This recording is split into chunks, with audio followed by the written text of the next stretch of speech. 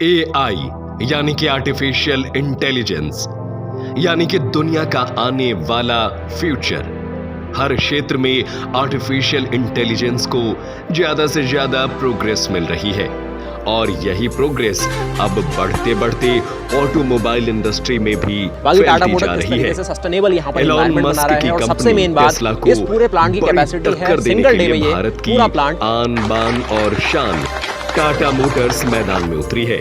हाल ही में आईआईटी हैदराबाद के साथ कोलैबोरेट करके टाटा ने एक ऐसी टेक्नोलॉजी का इजाद भारत में कर लिया है जिससे टेस्ला भी हैरान है। यानी कि ये न सिर्फ एलॉन मस्क की कंपनी टेस्ला को टक्कर देगी बल्कि उससे कई गुना बेहतर भी साबित होगी। क्या है ये पूरी खबर? टाटा ने ऐसी कौन सी टेक्नोलॉजी का इनोवेशन किया है, बताएंगे आपको सब कुछ पूरे विस्तार से, तो हमारे साथ वीडियो की अंत तक बने रहिए। दोस्तों, टाटा कंपनी भारत में अपने एआई ऑटोमोबाइल्स को डेवलप करने की शुरुआत कर चुकी है। इस एआई ऑटोमोबाइल का मतलब है कि आने वाली फ्यूचर में कुछ इस तरह की गाड़ियां आपको सड़कों पर दौड़ती हुई नजर आएंगी जिन्हें आर्टिफिशियल इंटेलिजेंस की मदद से चलाया जा रहा होगा और इसमें किसी भी तरीके से ह्यूमन इंटरेक्शन बिल्कुल भी नहीं होगा। यानी कि टेस्ला की तरह ये सारी की सारी गाड़ियां ड्राइवरलेस होंगी। इस टेक्नोलॉजी को पूरे तरीके से मेक इन इंडिया के तहत तैयार किया जा रहा है, जिसके लिए टाटा कंपनी ने आईआईटी हैदराबाद के साथ कोलैबोरेट करने का बड़ा फैसला किया है। कुछ महीने पहले आईआईटी हैदराबाद ने भारत की पहली autonomous navigation test based faculties को डेवलप करने का काम शुरू किया था, जिसका नाम था तेहान। आईआईटी हैदराबाद इस टेक्नोलॉजी को इस्तेमाल में लाते हुए 4 तरह के ऑटोमोबाइल मॉडल को तैयार किया जा सकता है, जिसमें सबसे पहले आता है ADAS यानी कि एडवांस ड्राइवर असिस्टेंट सिस्टम। इसके अलावा SDV यानी कि सेल्फ ड्राइविंग व्हीकल, UAV और जो ऊपर आप अनमैन्ड व्हीकल्स और ROV रिमोटली ऑपरेटेड व्हीकल्स। इस एडवांस टेक्नोलॉजी को टाटा ने तैयार तो कर लिया था, लेकिन इस टेक्नोलॉजी को टाटा आने वाले वक्त में फ्यूचरिस्टिक कार्स के डेवलपमेंट के लिए इस्तेमाल कर पाएगी या नहीं, इसके लिए इसके सक्सेसफुल ट्रायल होने बहुत जरूरी थे। और हाल ही में खुशखबरी सामने आई है कि इन चारों ही टेक्नोलॉजीज को टाटा और आईआईटी हैदराबाद के इंजीनियर्स सक्सेसफुली टेस्ट कर चुके हैं, जिसके बाद अब फ्यूचर में टाटा अपनी गाड़ियों में इस टेक्नोलॉजी का इस्तेमाल करने वाला है, जिसके चलते जहां एक तरफ टेस्ला गाड़ियों की कीमत इस वक्त करोड़ों में है, तो वहीं भारत में टाटा कंपनी द्वारा तैयार की जा रही ड्राइवरलेस एडवांस व्हीकल की कीमत लाखों में होगी। लेकिन फिलहाल इस टेक्नोलॉजी को यूज करके गाड़ियों को तैयार करने में अभी थोड़ा लंबा वक्त लगने वाला है। भारत के राजस्थान और जम्मू कश्मीर में मिले लिथियम रिजर्व्स की मदद से कुछ ही महीने में लिथियम आयन बैटरीज का डेवलपमेंट भारत में काफी तेजी से शुरू हो जाएगा और इस तरह के इलेक्ट्रॉनिक व्हीकल में इनका इस्तेमाल सबसे ज्यादा होता है। इसीलिए ये गाड़ियां भारत में काफी ज्यादा सस्ती होंगी, लेकिन इन्हें डेवलप करने में वक्त भी लगेगा।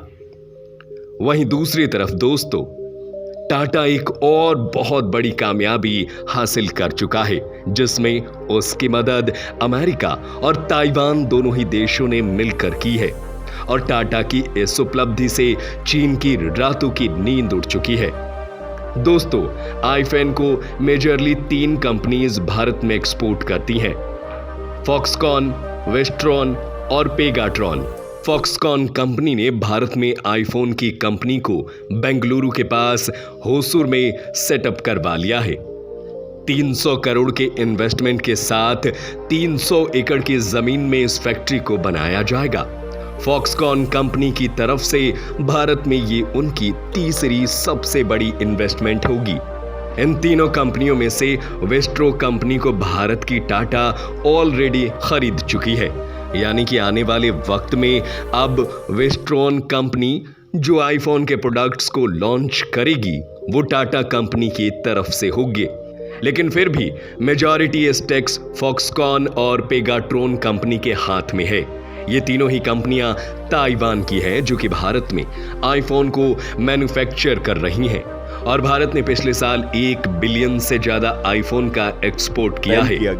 लेकिन फॉक्सकॉन का ये लेटेस्ट इन्वेस्टमेंट सिर्फ एप्पल के एयरपॉड्स को मैन्युफैक्चर करने के लिए भारत में इंडस्ट्री को सेटअप करने का है। दोस्तों, इसी साल मार्च के महीने में फॉक्सकॉन कंपनी को एप्पल के एयरपॉड्स का एक बहुत बड़ा कॉन्ट्रैक्ट हासिल हुआ है और ऐसे में फॉक्सकॉन कंपनी उन ऑर्डर्स को कंप्लीट करने के लिए एप्पल के एयरपॉड्स का एक मैन्युफैक्चरिंग यूनिट यानी कि फैक्ट्री भारत में लगाना चाहती है और यहीं पर इनका मैन्युफैक्चरिंग करना चाहती है ताकि वो प्रोडक्ट इस फैक्ट्री में सिर्फ एयरपॉड्स का डेवलपमेंट होने वाला है।